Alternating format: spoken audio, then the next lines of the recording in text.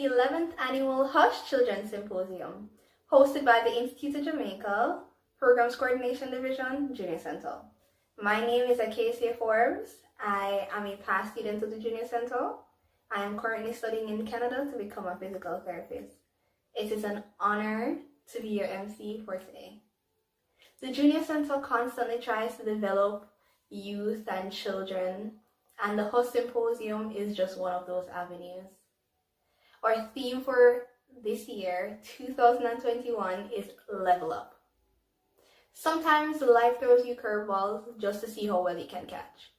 Sometimes life gives you limes and sour oranges just to see how well you can make lemonade. Sometimes you do things and others do things to you that cause you pain and regret, but you have to always remember that once there is life, there is always hope. In light of the current COVID-19 pandemic and our inability to do a lot of face-to-face activities, we are doing some throwbacks and looking at our archives to present a few life-changing presentations to inspire you and give you hope. We're going to hear the experiences of 4 persons taking a walk in their shoes. Let's begin the journey. Allow me to introduce Mrs. Tamika Corrales-Facey, the manager of Emerald Gifted Hands. Give her a round of applause. My name is Tamika Corrales-Facey. I'm the proud owner of the Emerald Gifted Hands Spa. It may not be popular right now, but soon. But guess what? My journey didn't start so nice. My mother had me when she was 15 years old, and my father is 21 years old. Look at the range. 15 and 21. My mother didn't get the chance to go to school and get her education. So at the age of 3 months old, she decided that, you know what? I can't manage this. This is too much. And leave me on my grandmother. My grandmother, she now couldn't take up the responsibility. She sent me to the country to live with my great-grandparents. At 3 months old, my great-grandmother told me the story, so I can now share it. I lived with my great-grandparents, for 12 years. Didn't get the chance to attend school like I wanted to. Sometimes I have to stop from school and go to the bush with my other cousins. I was the only girl in that yard, only girl. So I grew up as a tomboy. I found my mother at age 13 when I did my combinations and passed for Clarendon College. Sometimes these things force on you. You're living in the home with parents and your mother, because sometimes lack of education, this is what I'm talking about. When you're 16 and you don't have an education, or 15 or 14 and you have a child, you don't know how to care for that child. You have a girl child. Then what happens when that child reaches 14? What you're going to do is to, what we'll say now, is tire out now to a bigger man who can bring in money. This is happening. Believe it or not, this is happening. Growing up in a yard with boys, bigger cousins, I was also molested. This is a #1 thing happening. Family, uncles, fathers, cousins molesting people, and we don't talk about it because we were threatened. And sometimes these people are in the law force, because my uncle was a police officer, and he molested me, and he was a police officer at the time. So I went to live with my mother, and before she embraced the opportunity to say, well, my daughter, she passed for Clarendon College, so what I'm going to do for her now is to help her and see where things may go. Because of the pressure and the strain that I was facing at my great-grandmother not going to school, they were planning to send me back to all-age school because they didn't have the money to send me to Clarendon College. But guess what? My mother, the day she carried me, I didn't attend Clarendon College any at all. She let one of her friends take me to, that time it was Central Eye, that's in Maypen. And I attended Central Eye. The day our friend carried me go there, that was the last time. My mother don't even come to a parent teachers meeting. Instead of she going out and get a job, she look a man for me. At the age of 14, so you know that man sending me to school now. So guess what? It's something for something. He's not going to just give me his money like that. And I don't give anything in return. That is the culture now. Girls, young girls, you know, some of you, I don't know if everybody in here know what I'm talking about, but it is happening. And it's hush-hush behind closed doors. So eventually I got pregnant at 16. At 17, my daughter was 7 months old. Now living with the man. You know, I'll tell people giving up is too easy. I didn't give up. But I took comfort in myself to register at an institution that people learn to bake and cook and all of that. Remember, I dropped out of school. At 16, I can't go to school with a baby. So I had to drop out of school. And when I dropped out of school, their man not working anymore for giving me any money. So guess what? I have to go do road. I have to do road. Because all my child got eat. The own mother was sending me out there to get the man. I remember I was hungry. I'm going to go to my mother. My mother said, she's not going to give me to eat either. So I didn't give up because giving up was too easy. You know what I did? I got registered with the Council for Persons with Disability. Well, at the time, I wasn't blind. Oh, I didn't tell you that I'm blind now.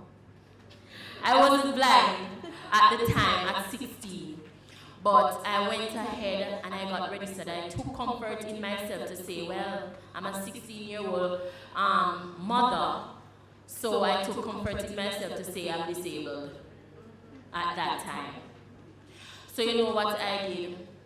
After that, I couldn't stay with the man because he's not working. I'm not working, so you know, I'll be able to come because when I say I go, in this culture, if you're not sleeping with the man, you're not getting anything from them.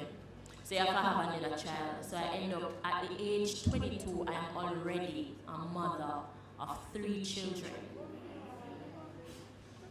3 children. I didn't beg for it. I didn't go to the shop and buy it.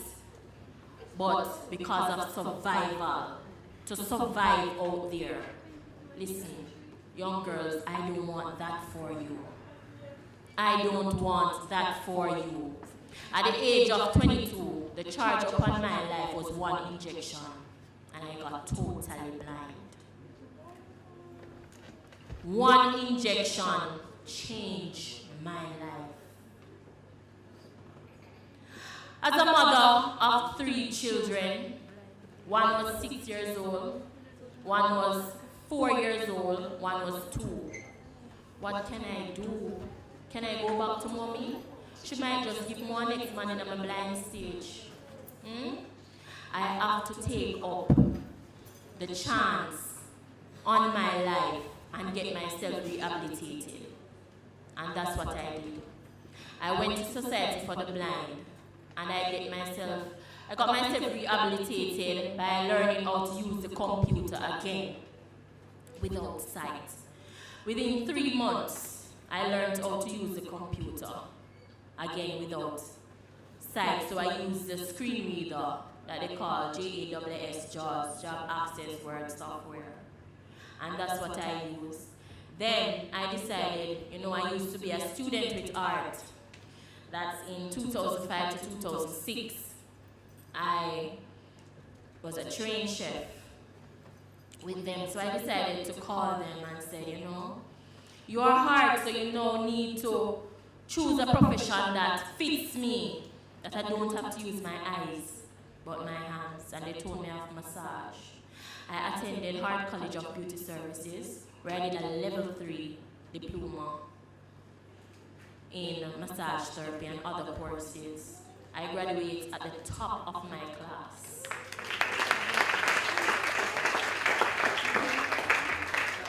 I worked at art for 4 years as a part-time worker, and from the day I started practical, I started working, giving $1,000 back massage, $500 back massage, until I came up with my company, the Emerald Gifted Hand Spa. The emerald is a beautiful green stone that God had ordained to put on Aaron and his sons' garments. If you read Genesis, Exodus, you will see what I'm talking about. The emerald is a beautiful stone. That's where I got the name. So for 6 years now, I've been running a mobile business. I employ 3 other blind persons that are totally blind also. I make my own oils. So the oils that I use for massage, I make them. In life, as the Bible always tells us, the stone that the builder refused will become the head cornerstone. My mother always said, you not come out to know. And it's when I got blind, I would tell people I wrote a book. I just launched my book, From Darkness to Light. And it's when I got blind, I really saw the light. I really saw the light. Because it's when my mother saw me on the TV, I'm on Facebook, Instagram, all of the medias. She can call me and I tell me that she needs glasses. Come on. Eh? Look at that. And, my motto has always been, Philippians 4 verse 13. I can do all things through Christ who strengtheneth me. Not some, not one, not most of the things, but all things. My daughter is now 17 years old. I'm now a mother of 4 boys, 1 girl. She's 17 and trust me, as the lady said before, she's nothing like me because guess what? My mother never hugged me. My mother never tell me that she loves me. And I will try to show my kids, show my children love, hug them. So till them say, Mommy, you love hug so. But me I hug them and squeeze them and make them know. Although your mother, them not afraid for their mother come to school, because they're proud of their mother. You know some people some children that not hide and I hide their mother because their mother blind. Them pitney and afraid to walk up and down with their mother. But everywhere they come and say, listen, you need to take a page out of my book. Because guess what? It is better for me to be out there and giving massage for 2,500 and 3,500 than being on the road shaking a pan. For people to pass and spit in my pan and put paper in my pan, I will go there with my massager and offer massage for $300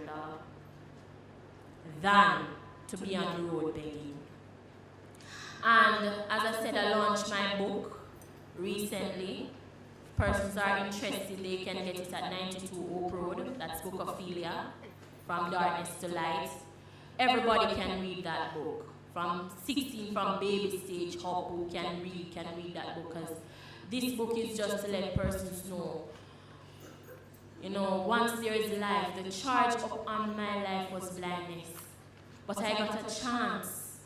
I got a chance to go to get myself rehabilitated so much time, so I take up the chance And the changes that I've made in my life now, I am a proud owner, manager, managing my own business. And soon I will be having my business stationary. I have it at a building where people can come. But now I just come to you. I bring the spa to the people. I bring relaxation. I do aromatherapy massage, Swedish massage, body scrubs. I make my own scrubs. Hot stone massage, where people, the first time I went in hot stone class, you know that they said, how are you going to do hot stone? These are, I said, if I can cook, why can't I do hot stone massage? And if you go on YouTube, you'll see me cooking, and I'm blind. Yes, listen to me, there is no limitation to God.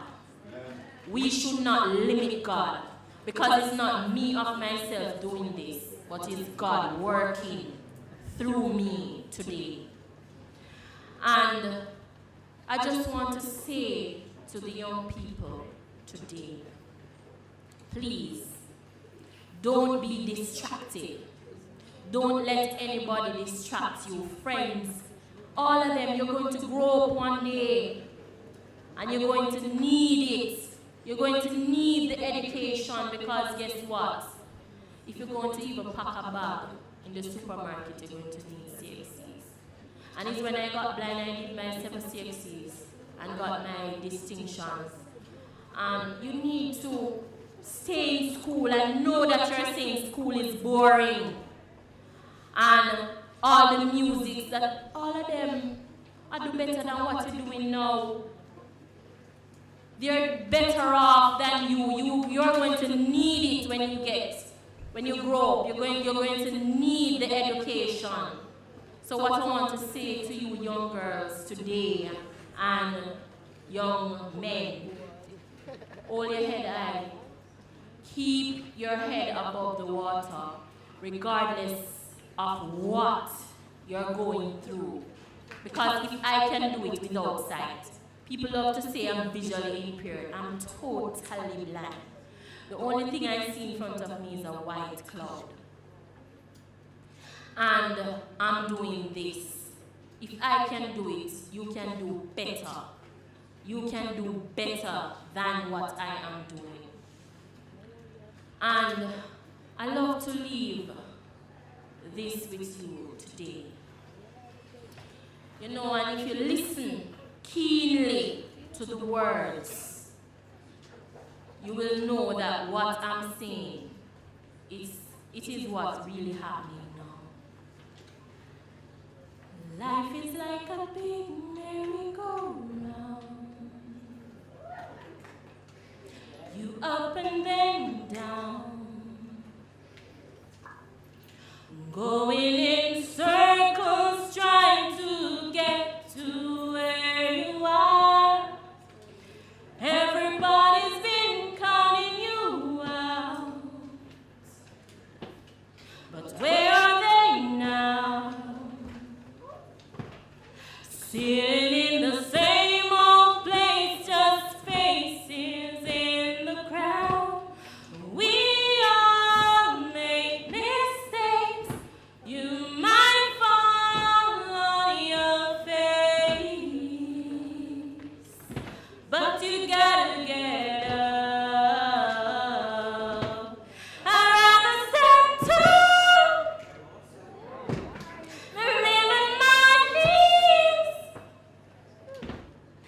I'm a conqueror. I'm a conqueror.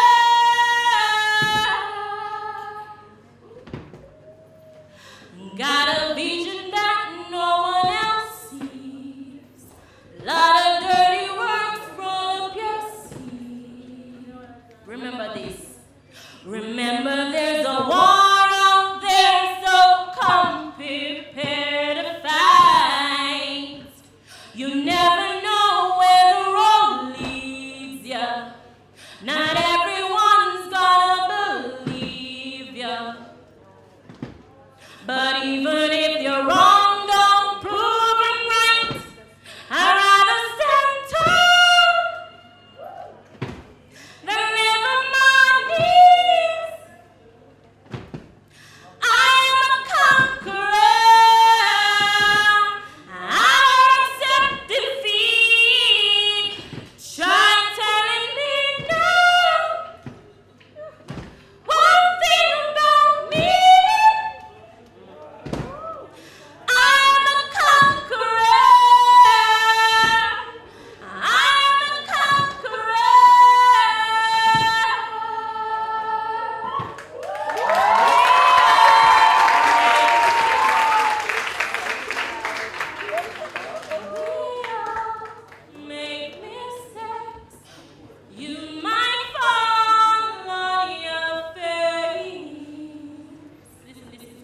make every day. We all make mistakes. You might fall on your face, but listen, you gotta get up. Thank you.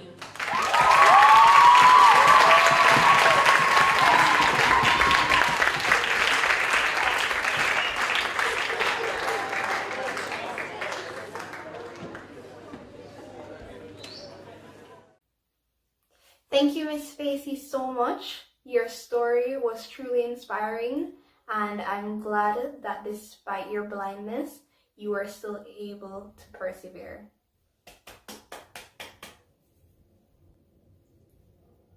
Allow me to introduce Mr. Houghton Brown, an instructor. Please give him a round of applause.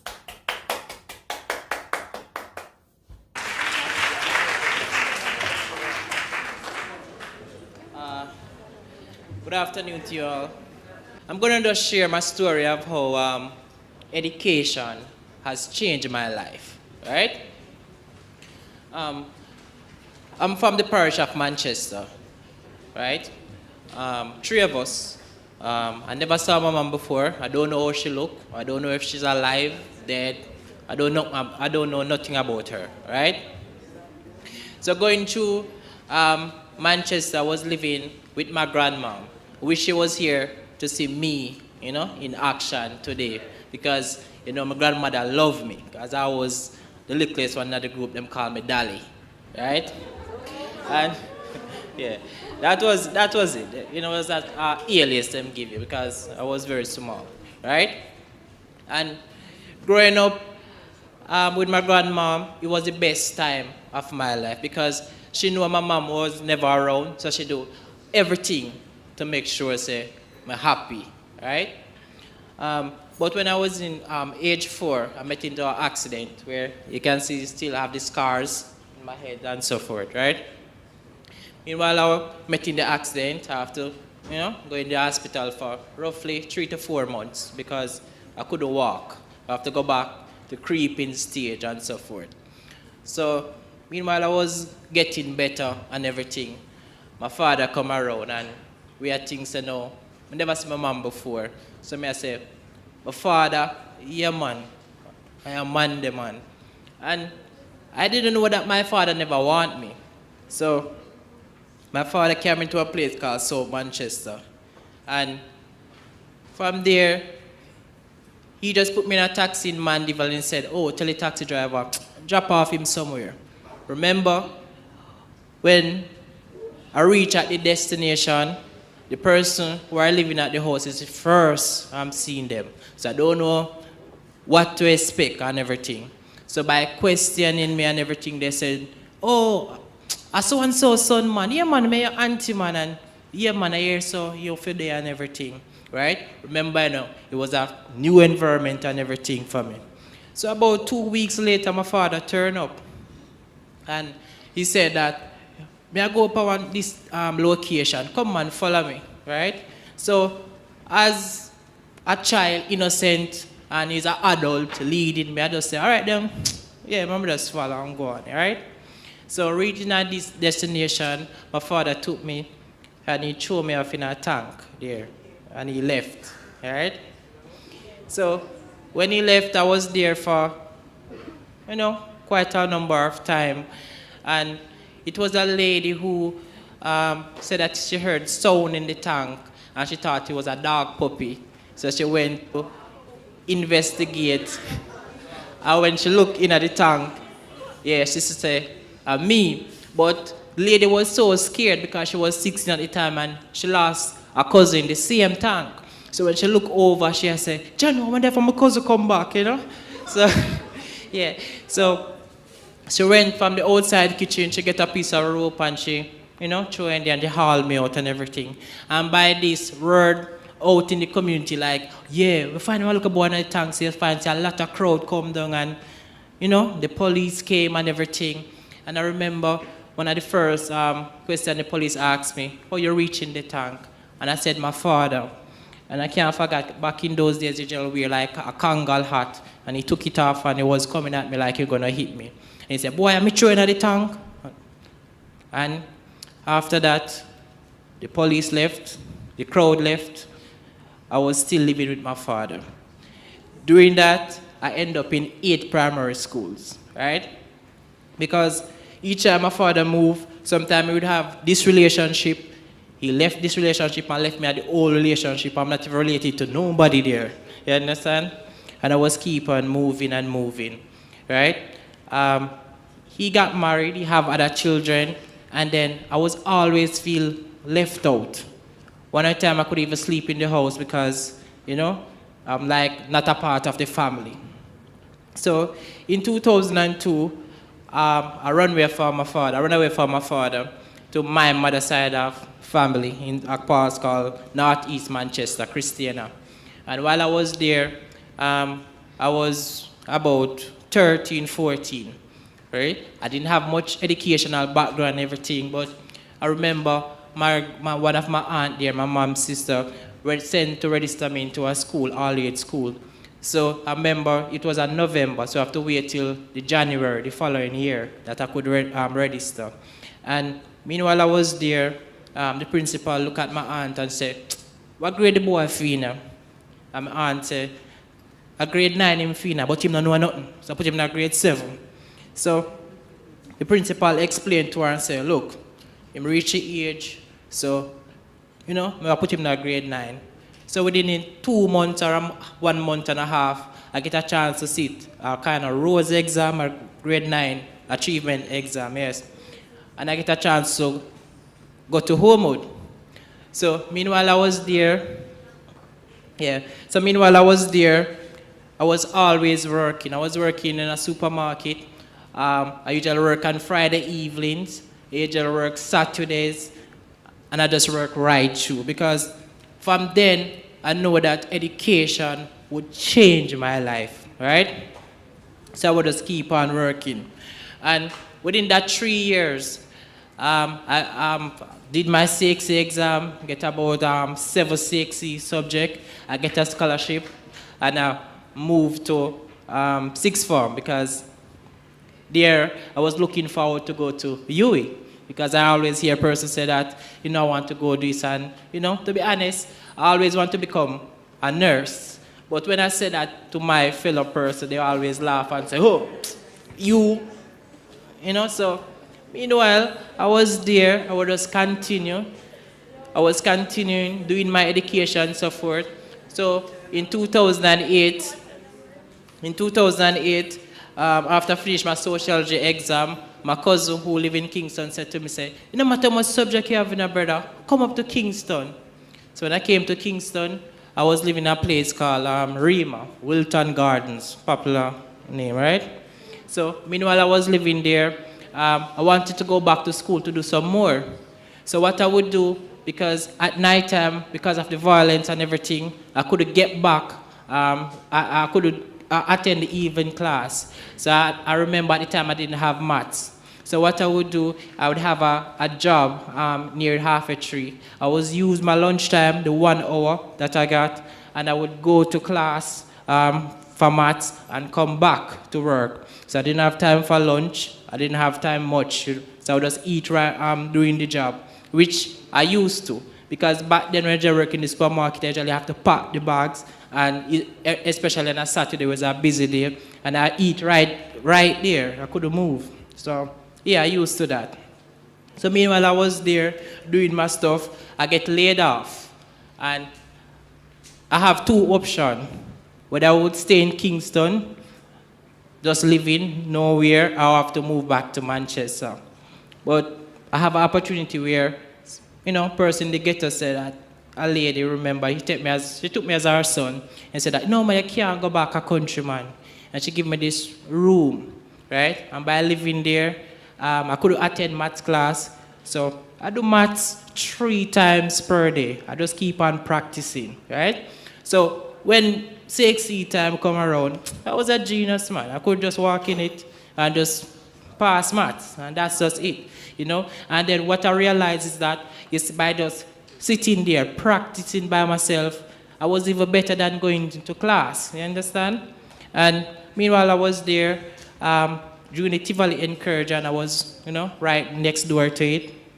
So I went back to country. So then again, my next job was coming into market truck, coming to Coronation Market to sell. Yes, I was a good seller in Coronation Market. You see what I say? So anytime I put out my goods, it's like everything done. You understand? Most time when I sell yam and thing like in a space of hour, everything done, you have person call me and say, yo, come sell my thing for me now. Right? But meanwhile I was there in 2010, I got a call from Michael. And he said that, Mr. Brown, congratulations, you accepted to in the program of Family and Consumer Science, which in a way, I get accepted to, a lot of institutions before, but I didn't have the money to take up the offer.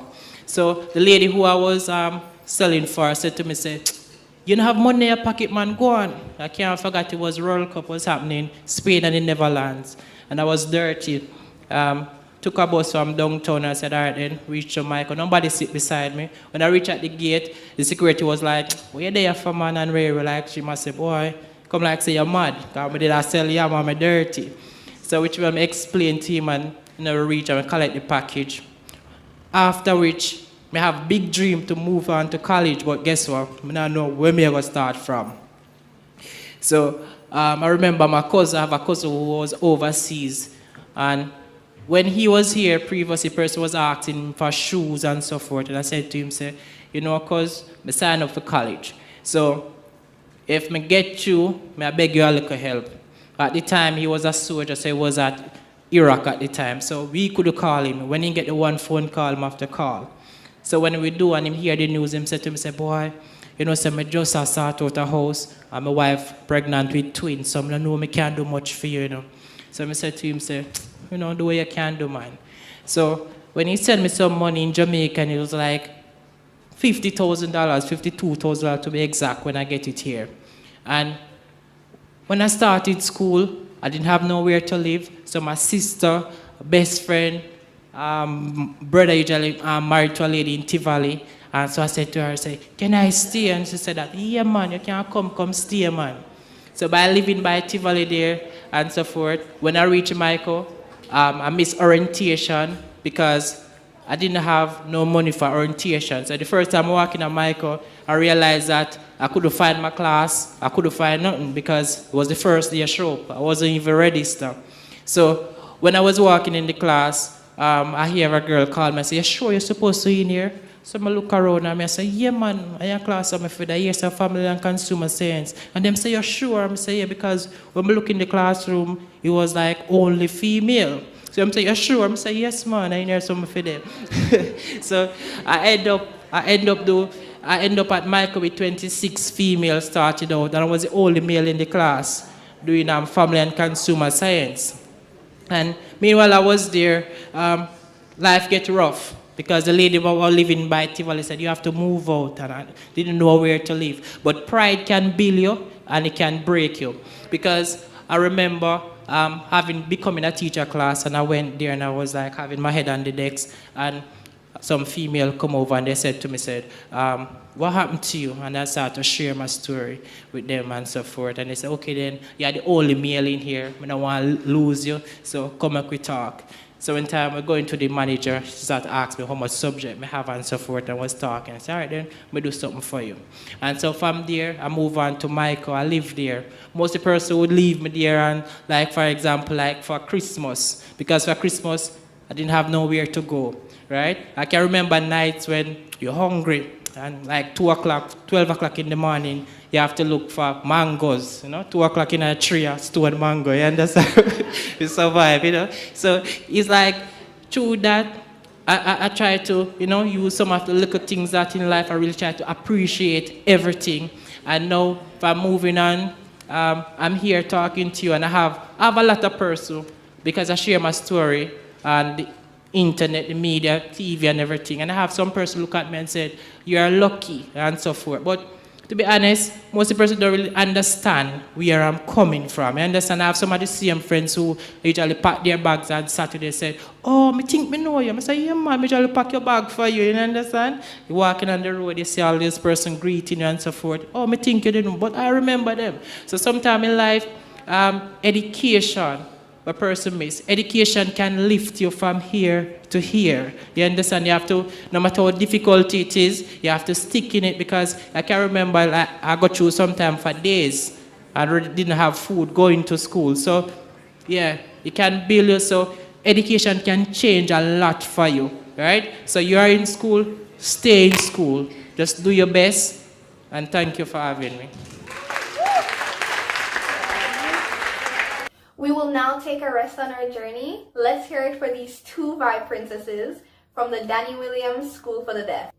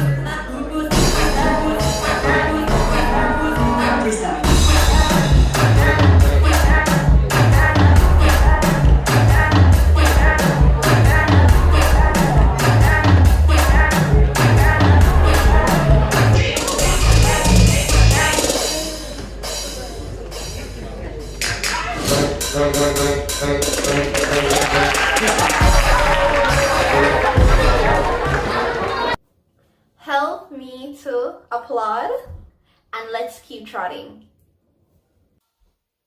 Let's give a warm welcome to Mrs. Malika Bell Martin. She's a cosmetologist. Let's give her a round of applause.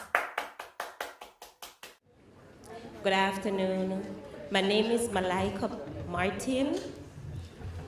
I am here to share a testimony of my life in the past. I once was there at your age, but unfortunate at your age I wasn't into a school uniform. Can I see a 13-year-old here? Raise your hand. Female. You're 13? You can stand. I wasn't that mature as you, but you can stand. Stand. Stand. Okay. Silent, please. Okay, so she's 13, right? And can you imagine at no talking, please? Can you imagine at age 13? Unfortunately, I was living with my boyfriend.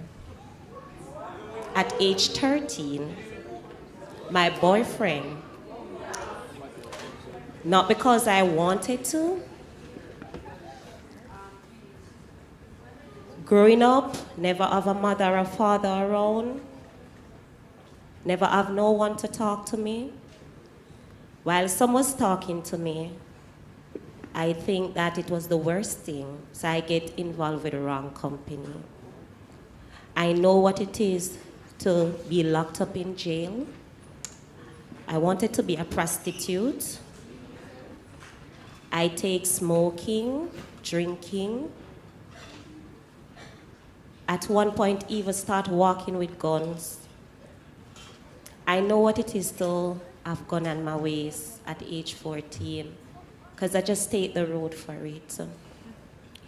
At age 15, still out there just partying. Party. So when you look at me at age 14, I look like somebody who is in my 90s. Because bleaching, night to night Jew, smoking. The only thing I never take is coke. Silent, please. I'm here speaking to you because I want you to make the change.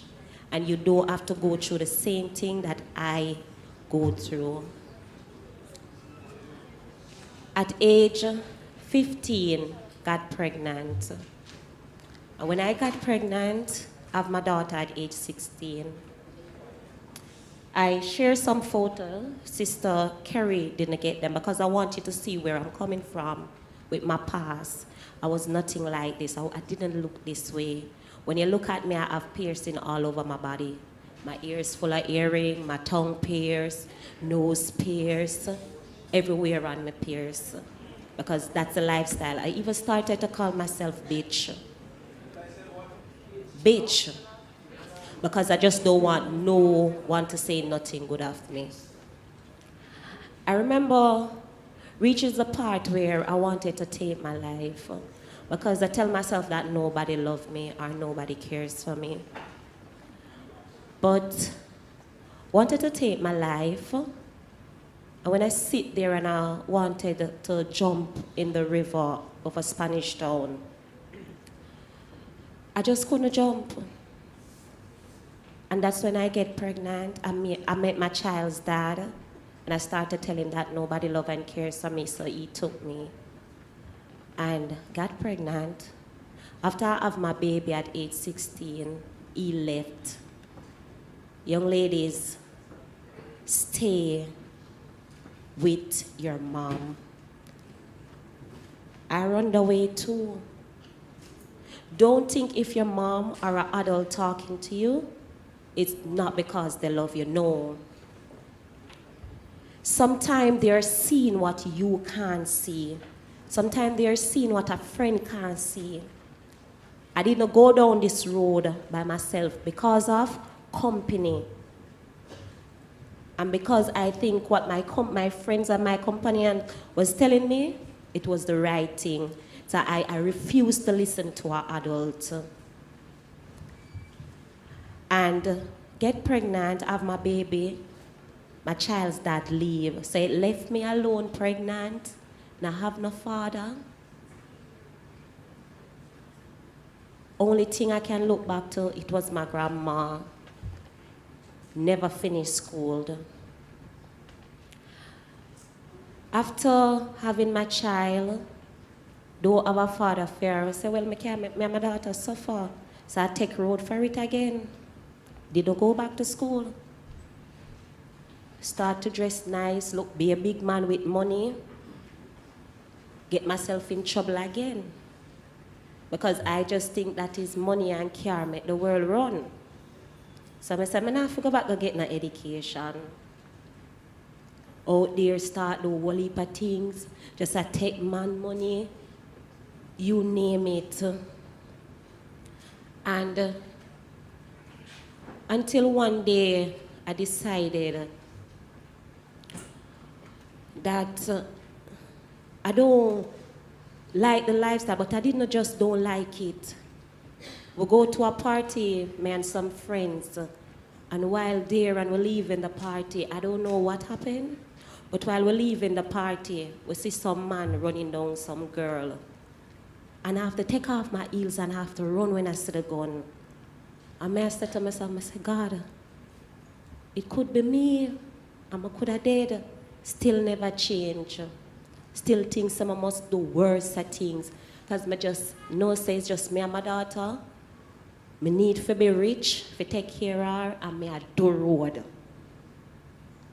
You know, as schoolgirls, and I don't always hear young girls out there say they do road. I know what it is to bleach out. bleach out. I never used to wear clothes like these. Old people wear clothes like these.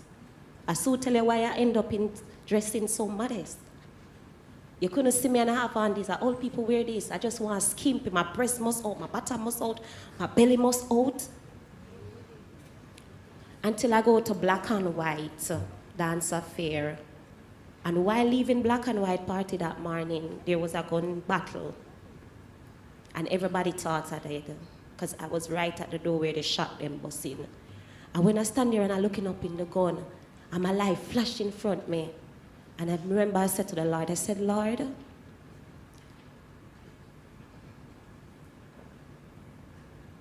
if you spare my life one more time, I'm going to serve you.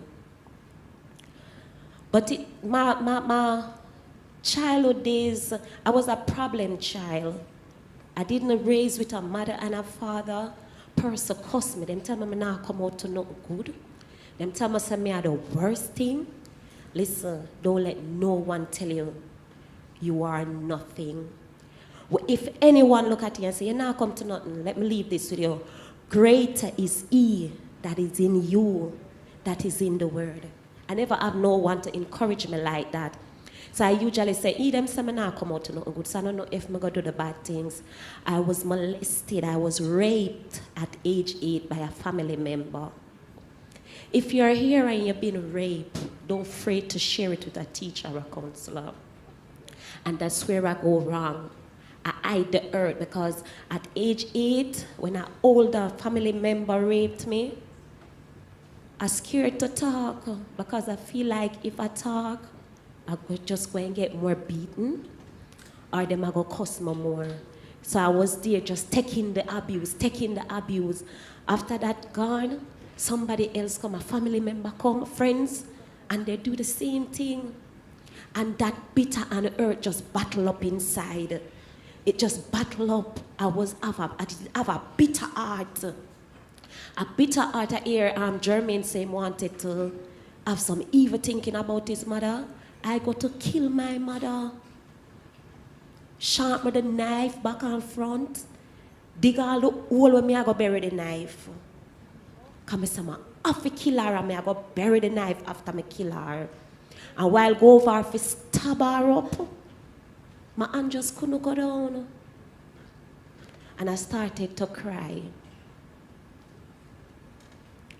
And let me tell you, 2011, I've been changed. Someone invited me to church. And when I got to church, it's like the minister was just talking to me. And I was there and I sit and I cried. I started crying out all the hurt. Nobody never know that I was molested at age 8 until I get saved. Until I give my life to the Lord. I used to hide it because I used to feel ashamed. And not only that, remember I tell you that I did dropped out of school early. So I don't like me to do no CXC. And I like me put me further my educational level. So most things me never know until me give my life to the Lord. I start to do back that, I start to go back to school. But I'm here saying to you right now, you don't have to go there. We was here this morning and we hear the poem. No make no boy trick on no. No make no big old man trick on no young boys. No make them telling us say, oh, them will take care of you and them love you. No, them no love you no. Or no mother and father love you no. Person we are look out good for and say, take in on our education, them love you. We that take the time from work and our busy schedule and come to speak to you. We love you because guess what? When Sister Carrie tell me about it, she's my church sister, I should be at work. And I said, no, today's my daughter's birthday. And I said, no, I have to come and present myself here because I don't want you go through the same thing that I have been through. I went down that road and I don't want no one, no teenager, no elder, no one go through that road. Thank God, when I give my life to the Lord, I started to pray. And I said, God, I know I used to stay. I'm praying for my daughter, thank God. My daughter, okay, my daughter is nothing like what I used to be. Nothing. She not even keep company. Because I sit her down and I talk to her. My daughter is 19 today. And I'm not asking her, I'm telling you, she's a virgin. Because I don't know if it's what I tell her, what I have been through. She's been a little shaken, but I'm glad she's a little shaken. I am glad she's a little shaken of it, yes? Sometimes I say to her, I say, may I pray for when you get your husband? She said, Mommy, I'm not ready for that yet. And I'm telling you, you can wait until you're 25 to have your first boyfriend, which is your husband. You don't have to do like others where you see out there, because I'm praying for them too, you know. You don't at age 15, you have 3 boyfriends. One I give you credit, one I WhatsApp you, and one I Instagram you. No. Not because you see your friend with an iPhone, you're going to make them boy out, they trick you. And you're going to do all type of things, and sometimes you not even get the iPhone after them done with you, because I trick you. Keep yourself to yourself. Listen.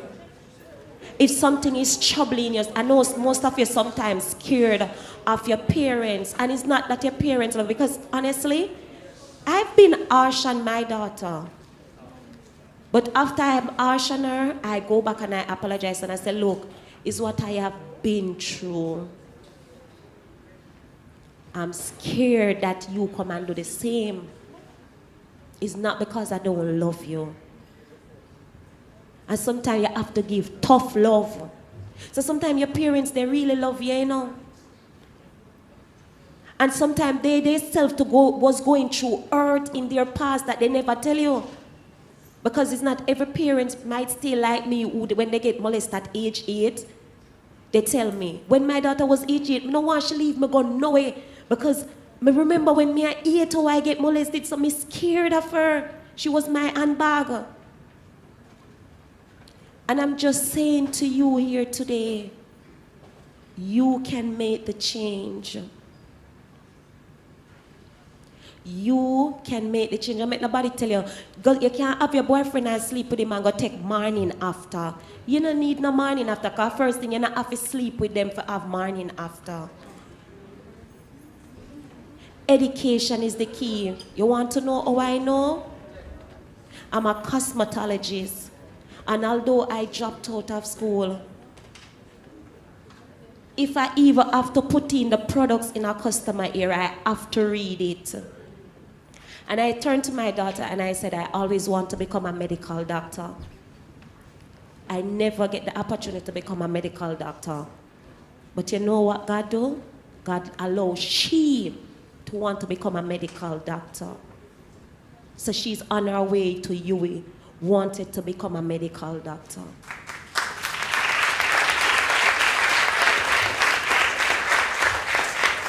And I'm saying to you, you can be whatever you want to be. It don't have to be in the state that I was in. I forgive my mom now. I forgive who abused me at age 8. I get over it because I give my life to the Lord. And you know what?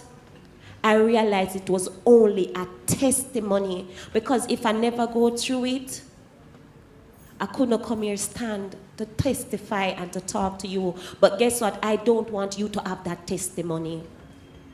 Not because I have that testimony, I don't want you to have it, because you might not be lucky like me. Because at 8:14, while walking with the gun on my waist, there was even a police car coming in. And I make up my mind. I say, God, I just want to see them lift them on, because I shout out.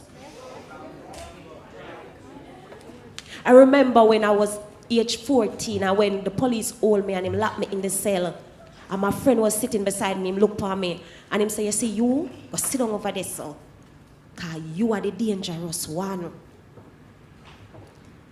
I'ma smile. I don't want, you might not be lucky as me. You can make the change. You are the future. If no one tell you that they love you, remember Jesus loves you.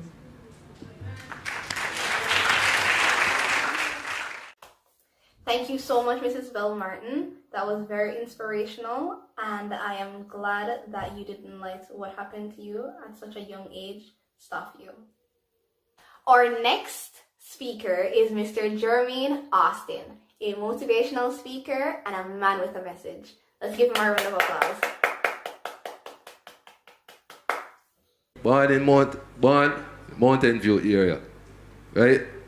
Father was a done as my Excelsior students, eh?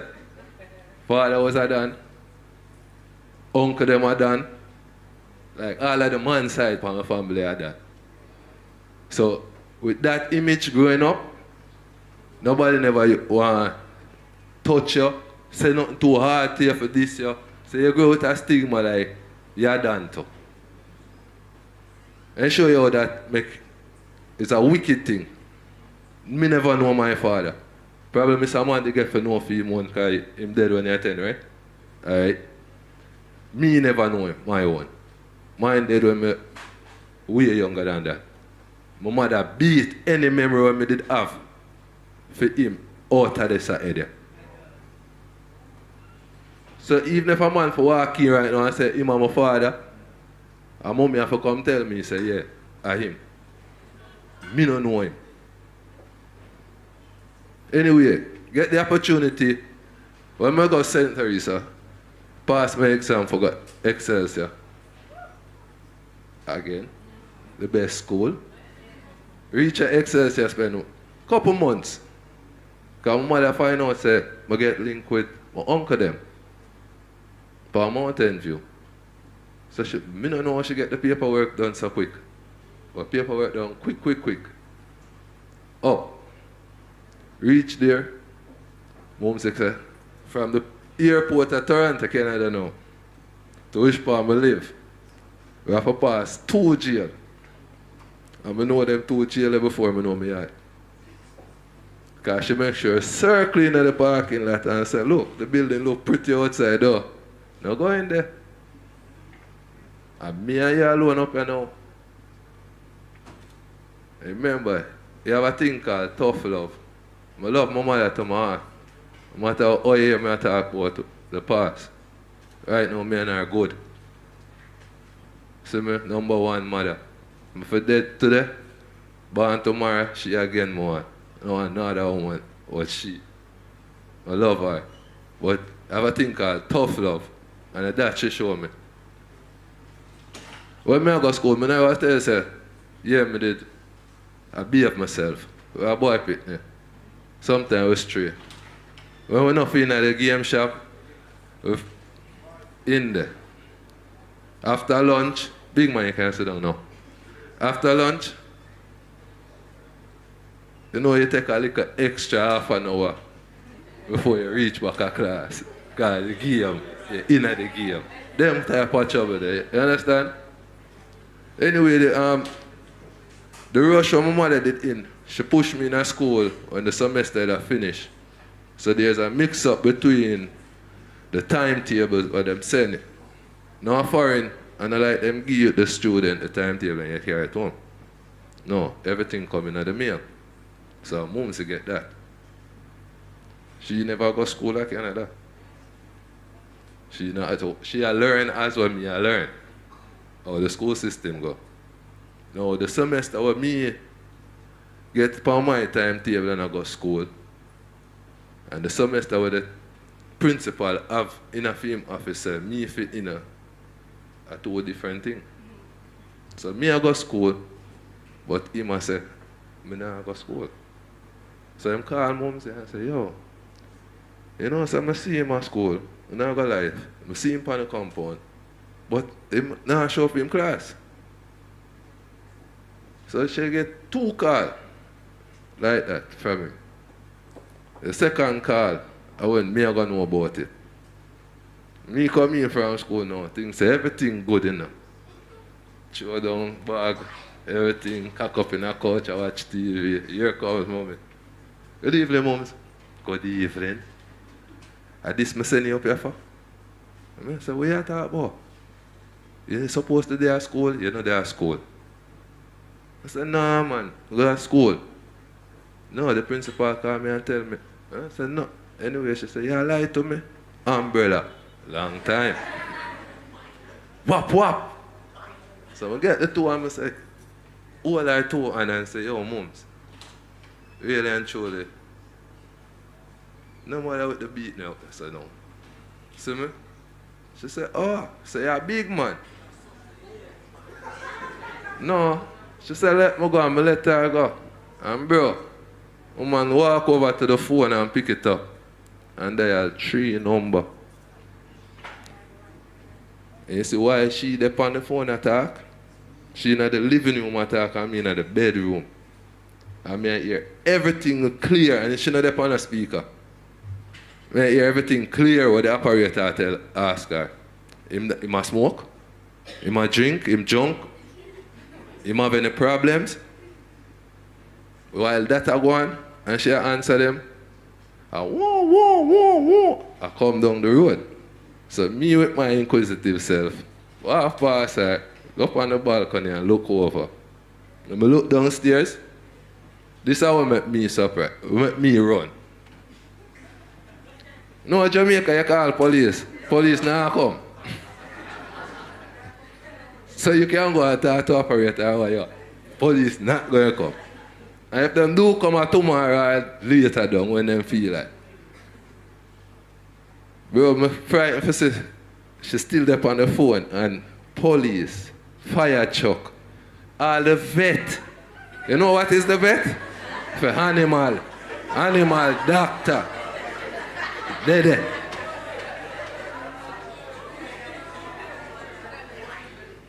Bro, just that alone, get me panic or run. And you see that run, I run, that is part of the topic, choice I make. Run straight into a gang. And that's where my life downhill. Never see my mother for around a good 20 years. And we live in the same country. If me hear say, if me go up on a block and hear say she dead boat, gone. And the only thing that would get me to move fast, not even police. Anyway, in the gang, make a long story short, we're in the gang now, and we feel like we're too big now. So we start get guns, the one bag of madness, people are get hurt, and the government said time for clamp them down. No, I don't know, and this is what I can't understand 10 years me there here. Oh, these government can go to America, Canada, England, and get all kind of funds for come back here for fight crime. And Mr. Canada scrape up everybody in a one night. And Toronto, Canada, Jamaica can last in a Toronto, Canada. One night. Every ghetto. All if you know in a ghetto, because in a ghetto them did all me. Me there way out in a nice neighborhood. Feel some safe. And here comes my door. Come in upon me. Fling me in the living room. Metro.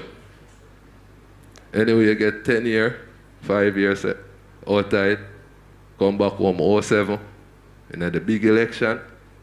All them time them my mind at the pan changes, you know.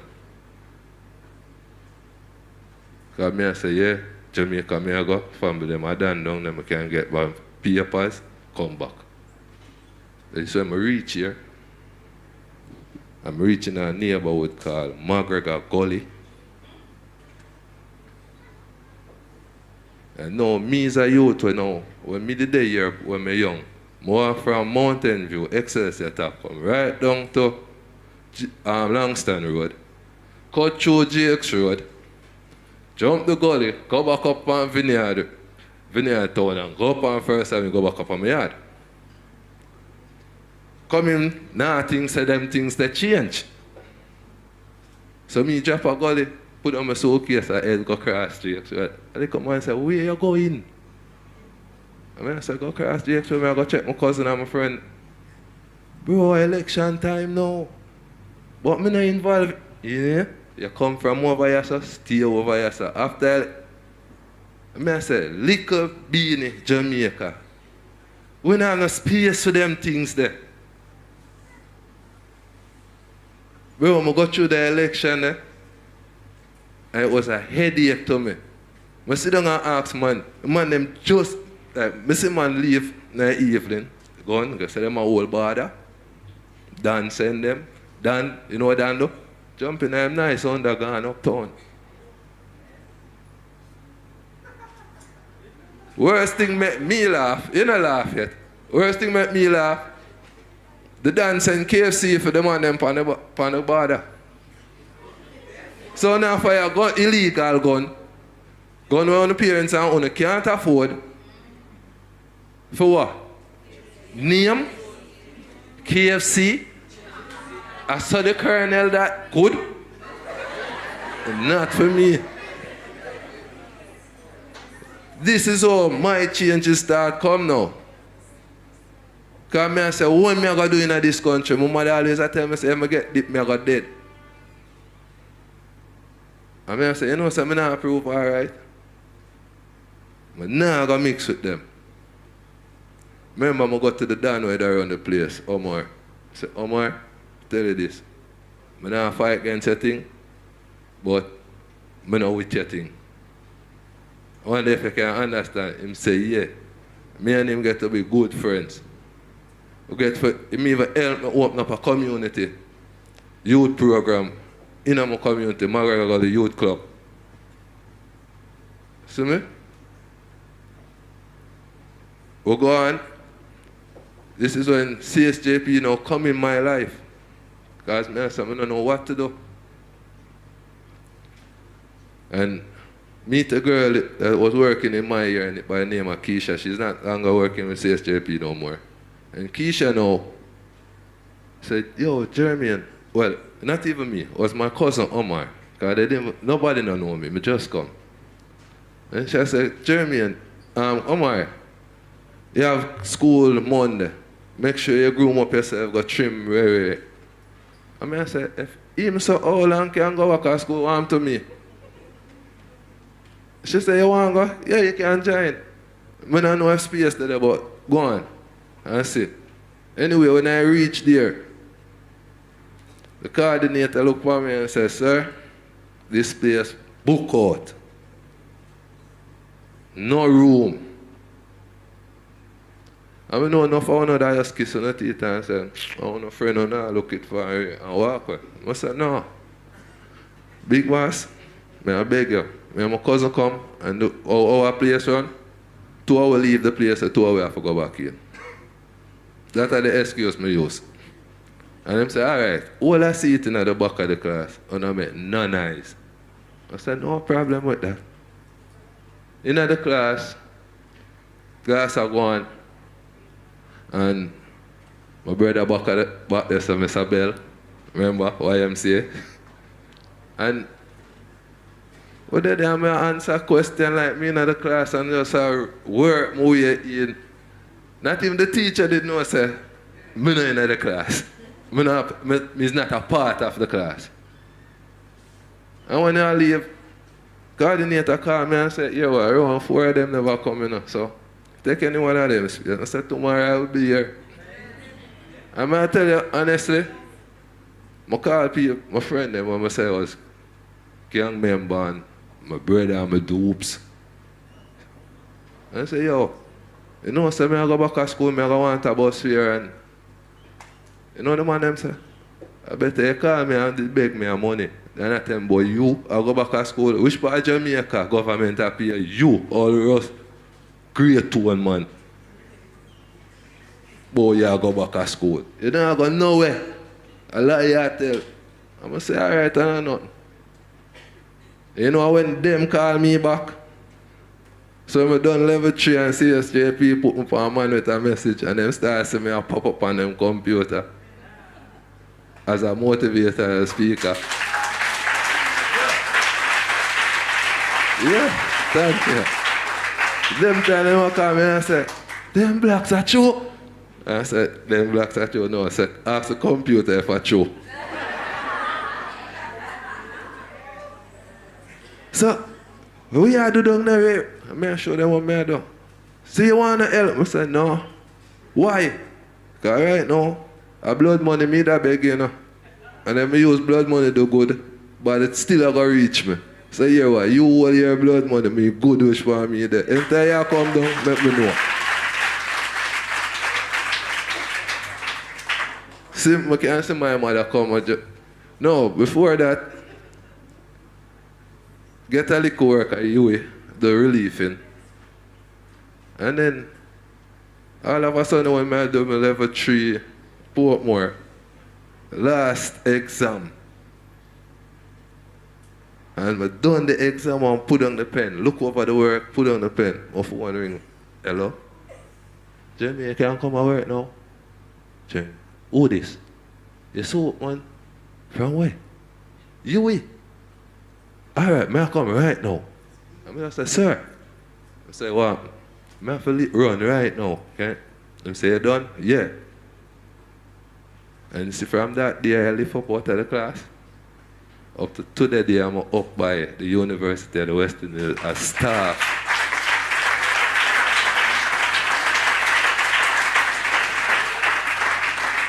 Today, anytime my mother ready, and say, Jeremy, when you come to Jamaica, you know, I say, yeah, man. I can go rent a vehicle, I have a driver's license. I work, I have money in a bank now, I have to look over my back. The best thing that is the best thing when time you can look on yourself and know, say, I can't say, I make mommy proud now. See me? I can walk and hold up my head. When CSJP bring me in the big hotel, I'm in there, I say, God, my ball. Because I say one time when I'm in a 5-star hotel, brother, you go out first, man. Sister, everything good down there. And I say, I walk through a big hotel. Remember me do? I say, walk on virgin, I come go drink something down. Yo, make me feel proud. Bring eye water in my eye. Tell me never know I could have cried without somebody to lick me. And me a ball like an idiot down there. Right now, I feel so proud of myself. All I tell the students, it can happen. Take the lazy feeling out on the head. Tap run down negativity. See me? Just hold on the head up. Enough time people look for me and say, where you go back to school for? Where you not go look work? I said, you know see what going on in Jamaica? One time if you have a high school couple subject, you're good to go. Right now, it's a couple subject now help you. You better go get a degree for make a money. Because your subject are going to a supermarket, go back box. By the time you reach adult. So if you have a mind on university, UTech, and Michael University, you have how much of them in Jamaica?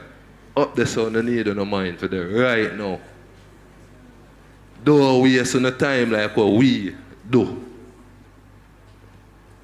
Because right now, me could have, to the day if me never waste my time, me could have come back home and I donate to you. If me they put myself in a them position there from phone age. Anyway, thank you, no? And just hold on head up. Never say never. Let's give Mr. Mr. Austin, another round of applause. That was a very, very touching and very motivational story. Thank you for sharing. Give it up for the Greater Portmore Primary School entrance in the inaugural DJ/song competition in 2019 with Just Bill. Greater Portmore Primary. GPPS production.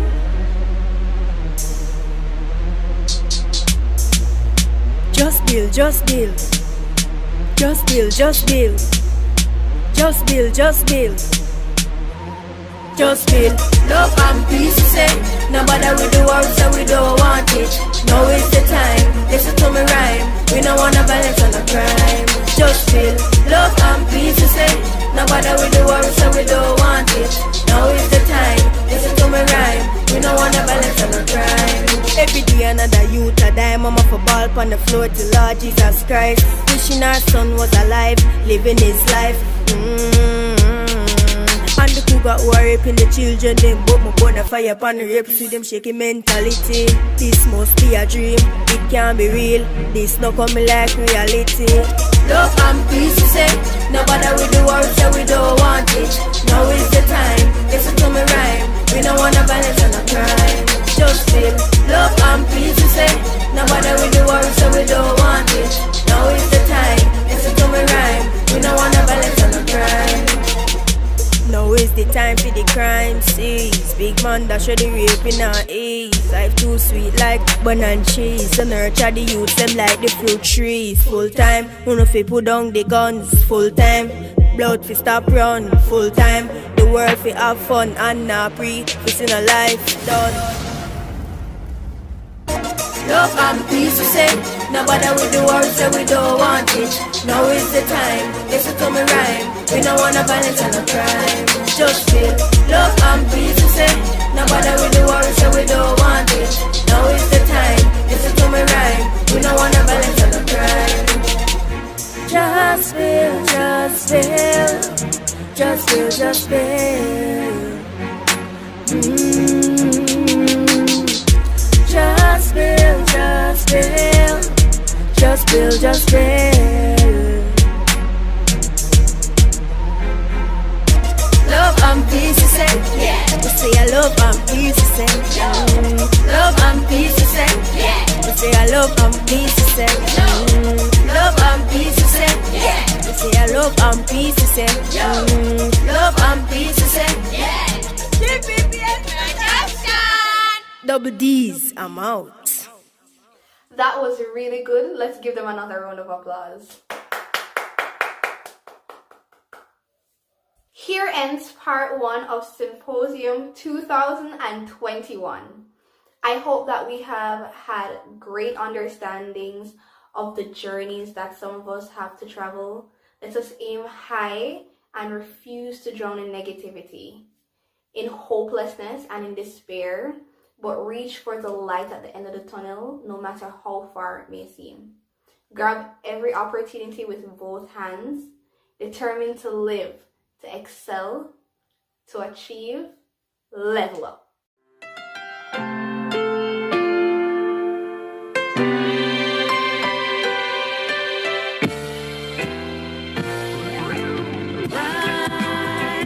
Everybody just rise. Everybody just rise. Don't let your purpose die. Right, right. Everybody just right, right. Everybody just right, right. Don't let your purpose die.